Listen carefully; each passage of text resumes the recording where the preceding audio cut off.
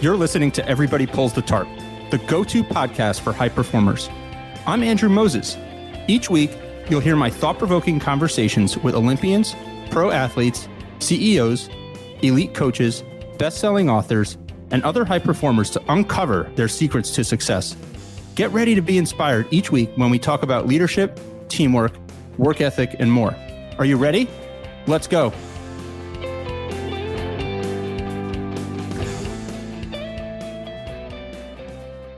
All right, everybody, let's get into it. My guest today, Maddie Hall, the co-founder and CEO of Living Carbon. Maddie is a Forbes 30 under 30 honoree and is trying to change the game as it comes to climate change. Maddie, welcome to Everybody Pulls the Tarp.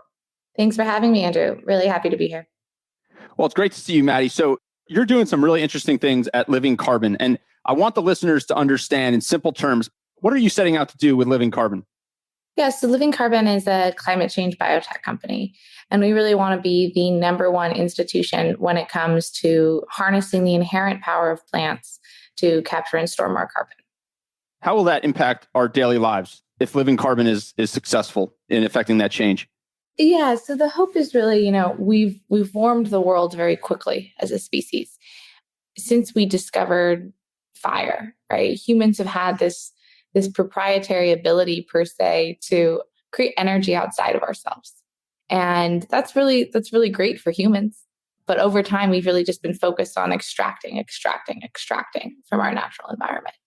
And we haven't really focused on how can we use the technology that we've developed, right? All of the things that allowed us to do things like make COVID vaccines really quickly and, really urbanize and advance as a species.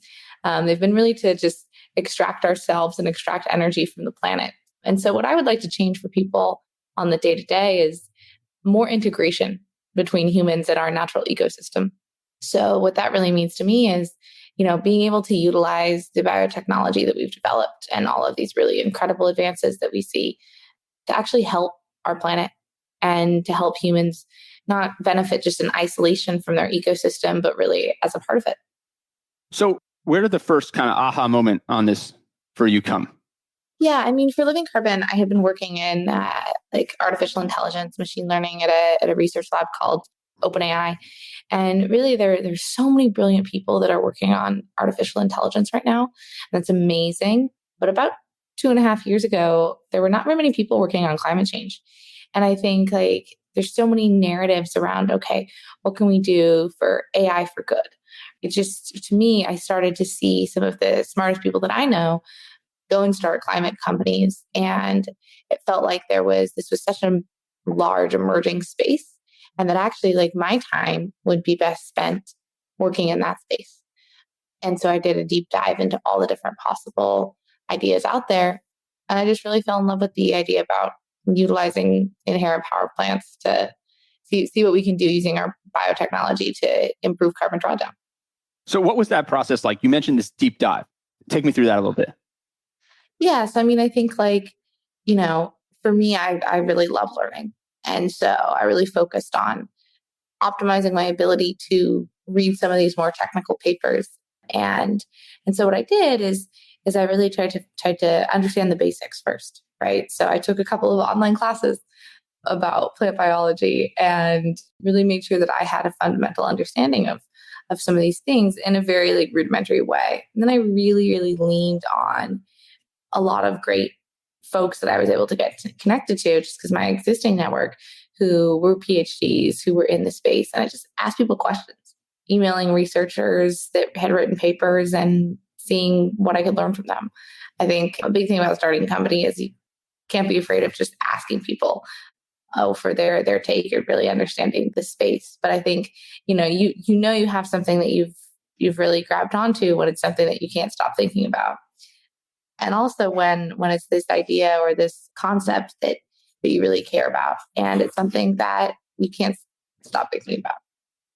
I think there's two really interesting points you bring up there, Maddie. One is the kind of humbleness with which you went about this research process, right? You said, I want to change something, but I don't know everything. And I'm going to ask questions. I'm going to reach out to experts. And then the second piece was what you talked about there is something, you're onto something when you can't stop thinking about it. So as you're reaching out to people and you're kind of starting to put the different puzzle pieces for this together, did that just give you increased motivation? Were there hiccups and roadblocks along the way? Talk about that for a minute. Yeah, I mean, in some cases, like there was a lot of increased motivation. But, when you're trying to figure out exactly the path to go down, some people deter you too. And they'll say, man, that's never going to work. Or, geez, like that sounds really hard. Why don't you start an easier startup? It's not a tree company. But I think that like the end of the day, you have to pick the thing that you're going to be passionate about for 10 years. And if you don't, then like you're probably not going to have a very good time.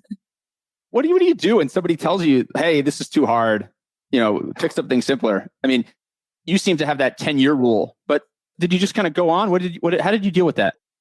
I mean, I think you have to analyze the frame in which some of these people are making those statements, right? Like you really want to be doing something as a startup that people who've been in the industry say is very hard or ambitious, right?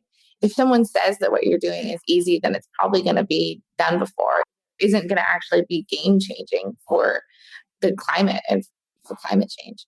So I think a lot of it just really has to do with being conscientious of the frame in which someone might be saying that. It also took me back to what some people said about machine learning in the early days, that it was never going to work and that, AI wasn't really going to be a thing. And same with crypto, right? And here we are today. So a lot of cases, the people that have been working on something the longest are not necessarily always going to be right. So how do you go from that research phase to company starting phase? Talk to me about that. How did you get connected with your co-founder? How did you go about starting the business? Yeah, so my co-founder and I met at a climate tech conference, just a climate conference. And he was talking about slowing the rate of decomposition of plant material underground as a means of increasing the duration of carbon sequestration. And I was talking a little bit about what we can do from a photosynthesis enhancement perspective. And our ideas really went well together. And so we started talking, we did a trial window for a couple months. And in January 2020, we applied to Y Combinator and got in. So what was that experience like? Were you able to really build a network of advisors and perspectives that helped accelerate things? Well, I think I have always wanted to start a company. It was just a matter of finding the thing that I was obsessed with, right? You really kind of want to be obsessive if you're a founder in a good way. And so for me, I had gone from being a product manager to working in a seed stage venture firm to, then learning about executive management by being a chief of staff. And so all these were kind of stepping stones to me. And throughout that time, I had really built a large network that was helpful. And I was very fortunate to be able to do that, but I'd really been investing in the community of people around me for quite some time. So was something like entrepreneurship was something that was always in your blood? You say you always wanted to do it. Was it something like, do you come from a long line of entrepreneurs, or was it, there was a point in life when your interest was piqued? Yeah, I mean, I think my father is also an entrepreneur. And, I think there was always just a belief that there was nothing that we couldn't do as kids. And I say that more from like an ambition perspective. We definitely have rules. But, I think having that framework and encouraging kids to be leaders when they're younger is really, really important. Whether it's being class president of your elementary school or starting a new club or something like that. I think I had been really interested in politics actually, but then spent one summer on the Hill and it was not for me. So, I think you realize how much more of an impact you can have sometimes. And you can create something that otherwise wouldn't exist with starting your own company. And that's really cool because you get to be really intentional about how you build culture and team from the very start. Maddie, that's really interesting. So your parents created this belief in you from an early age that you could do anything you wanted, anything you put your mind to. How did they kind of model that behavior for you at a young age? I think just like being resilient and tenacious and, willing to be unique and different and not necessarily follow the path of, becoming a doctor. My dad was a physical therapist and then started a physical therapy company. So I think like really being brave and forging your own path. Let's talk about the plant biotech. So was that like, that was just kind of a discovery that you made, like you said earlier, that you realized your interest was drawn to? Well, I think, like plants have always been a big part of my life. Like both my grandmother and my mother spent a lot of time arranging flowers. My grandma has been really involved in the Arboretum Society, and my uncle has a logging company. So I think I also, growing up in Seattle, I had just like appreciation and familial connection to plants and trees. And I think that it was a very good founder market fit per se. That is interesting. It's so interesting to see how you kind of went on this journey of what might be interesting to you, and you kind of brought together all these different parts of your life and your family experiences. So, okay, now take me behind the scenes of being a founder of a venture-backed business, one that you're trying to scale here quickly. What are some of the things, it looks glamorous on the surface, right? Forbes 30 under 30, lots happening. Take people kind of behind the scenes. What was most surprising for you when you jumped into this startup business? I think how much it changes as the company grows. Like everyone talks about that, but then, you really realize just how quickly you can go from doing everything to having, folks who are specialized in this one area per se. Of course, you still want a lot of like very talented generalists, but, I think that to me was always something that people had mentioned. And I think also, just maintaining like a really high bar when it comes to hiring is so important. Like really my number one job is like hiring amazing people who can work on solving some of these R&D challenges and who can actually bring products to market. So I think that as a founder, that's really one of your number one jobs. How have you gone about that? Like, do you have a process for hiring? Do you have core values that you're looking for? How does that work? Yeah, I think values are really important as a company. You don't want to create them too early because you're still sort of forming. But when we were about, I think it was 15 people, we did some exercises where everyone basically wrote down every sort of possible value that they could think of for the company. And we talked about at first, like why companies need to have values and what values are used for. In a lot of cases, values can sometimes be like a framework for knowing what to focus on, who to work with, what sort of products to bring to market, et cetera, et cetera. But yeah, and then from there, really, we did a big brainstorm with the entire team, collected them into different subgroups of values that we felt like had similar themes, then tried to reframe those as a team. And then eventually we honed in on the ones that were the most important to us, and then wrote a little bit about some behaviors that we think actually like live those values. Because I think, you want values that are not just like fluff, and that also really the counterfactual could be said, like I think values that are just like be kind. Well, you'd never want to have a company that's like be unkind. So like, how does that really differentiate you as an organization? So I think that's really important. And then also like referrals, some of the best ways to get people that are really like high quality early on is people who like are, through a connection of a connection or something like that. Because those are already filters that are built in just by the fact that you have, an existing connection with that person and you probably respect them or can learn from them in other ways. Besides the technical expertise and the kind of specific, domain authority that a person has in a particular area, what are some of the little things that you're looking for in people that you hire? I think a sense of like motivation, right? So what motivates them? What do they care about? I think we look for people that feel like mission aligned. There's like a degree of plantiness that we look forward to. And that was kind of a like hard to evaluate nebulous quality that's on our rubric. And, I think how self-motivated they are, ability to execute, right? That really matters a lot when it comes to startups. And self-awareness, right? If we ask them what their references will say about them and then talk to their references and it's completely different, So there's a degree of self-awareness that we expect. Not everyone's going to be perfect or even have every single, past experience that you might want. But I think self-awareness is a good proxy for self-growth. Self-awareness is so important. It is a great proxy for growth. What about the motivation? How do you size up whether the person has that fire in the belly? Well, I think you can ask a fair amount of questions around like understanding exactly what they did when they're explaining like a particular project, and also like how they deal with challenges that they've faced, how they solve problems. So I think like behavioral interviewing questions are generally good. Tell me about a time when, because that actually gets people to think through, okay, like what's an example for me of this thing. How do you think about, the challenges that you're trying to solve? You're going to, ultimately need large scale adoption of fundamental changes to the way we do things. How do you think about that? Like, there's people talk about change management in organizations a lot, right? Change management in teams and in cultures. But how do you think about the mission that you have to change the way society thinks about some of these issues that you're trying to solve? And what role is that playing in the way you're going about this?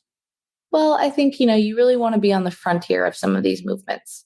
And I think we've seen in the past 2 years with, really an explosion of climate tech companies in the best way possible.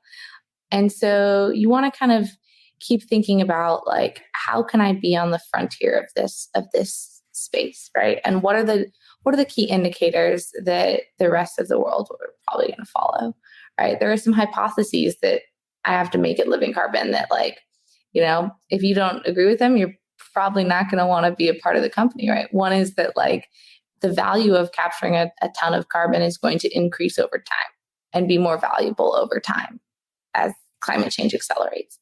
And, that's something that corporations want. I think one thing that we've seen this time that's probably different than other like movements around clean tech and stuff is just the sustained corporate interest that's irrespective of politics.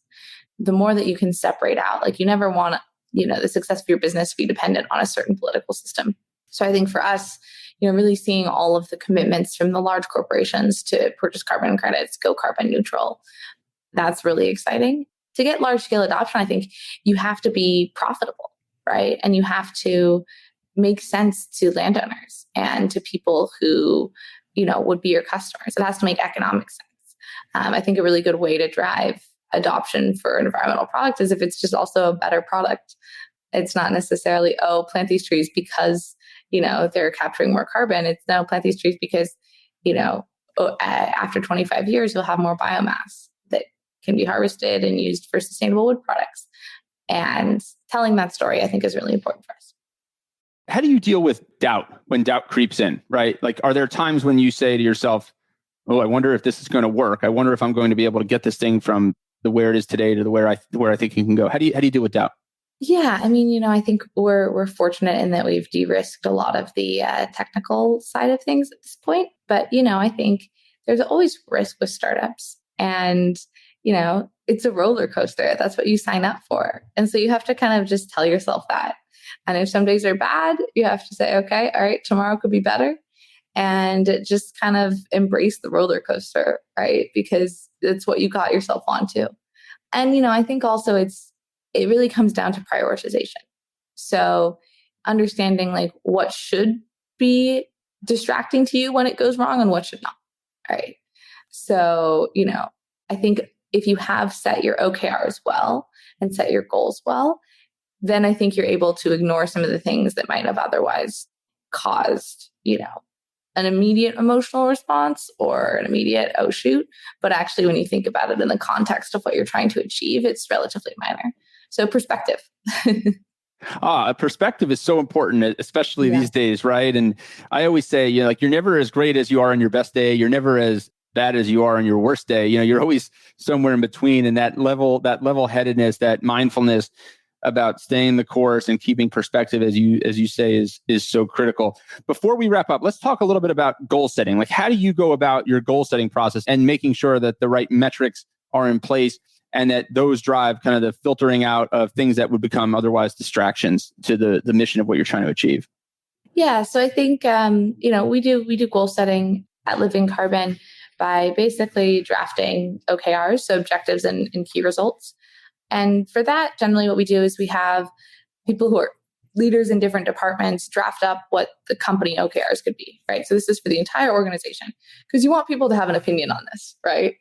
What should the company be working on? And so what I do is everyone will draft up what they think the company should be working on for the next quarter. We do quarterly goal setting. It's different depending on the team in terms of what cadence you should be setting your goals, but I think quarters are good. Because otherwise, if you're resetting your goals at every month, it can be a little bit of like process churn. But generally then what you're going to want to do is I combine all of those different drafts into one draft and then send it out for the team for feedback. I think to create a lot of buy-in for organizations, you want people to have input, and then I'll incorporate feedback later on, and then we'll circulate it out more broadly. So yeah, and OKR frameworks have been around for a long time. We also try to make sure that we're tracking OKRs and checking in every month to make sure that we're on track or we're not on track. And you want to be ambitious, right? If you accomplish 70% of your OKR, that should be good. Absolutely. If you accomplish 70% of an ambitious goal, it should be pretty good. Maddie, you are changing, you're going to change the planet with the drive and focus and technical ability that you've developed through the research and hard work and pulling the tarp, as I like to say. So Maddie, thank you for spending a little bit of time with me this week. Keep doing your thing, and we'll have to check in again soon and see all the progress that you make between now and then. Of course, would be happy to. Thank you so much for talking with me too. All right, take care, Maddie. Thank you for joining me this week. Be sure to subscribe in your favorite podcast app so you can catch all of our upcoming episodes. And if you are like me and want a world full of tarp pullers, then leave a review to help others find us. You can also follow me on Instagram at AndrewMoses123 and sign up for my monthly email newsletter at everybodypullsthetarp.com/newsletter. I'll share tips and insights to help you achieve maximum success and happiness. Today is a great day to pull the tarp. I am rooting for you. See you next time.